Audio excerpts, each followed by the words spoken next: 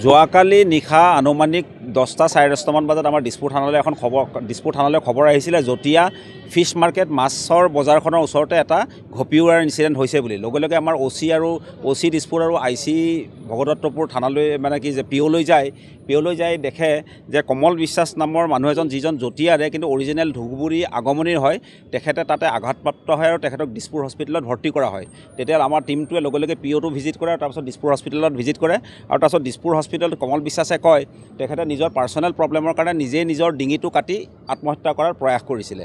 গতিকে এতিয়া তেখেতৰ কণ্ডিশ্যনটো ষ্টেবলেই হয়। গতিকে এইটো কোনো মানে ঘপিওৱাৰ ইনচিডেণ্ট নহয়, নিজে এটা মানে ছুইচাইড কৰিবৰ কাৰণে এটেম্প লৈছিলে, কিন্তু তেখেত বৰ্তমান দিছপুৰ হস্পিটেলত আছে, বৰ্তমান ষ্টেবল হয়, কোনো মানে বেলেগ একো নাই তাত।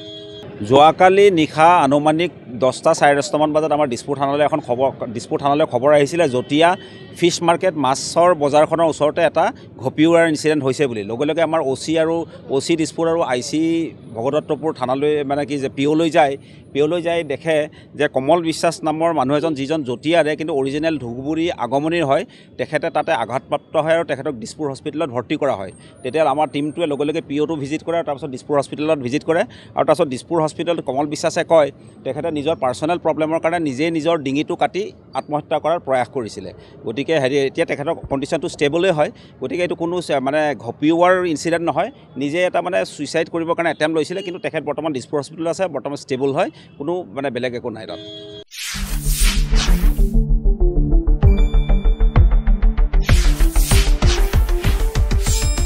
শুদ্ধ আৰু বিস্তৃত বাতৰিৰ বাবে চাই থাকক নিউজ ডেস্ক ৰিপৰ্ট।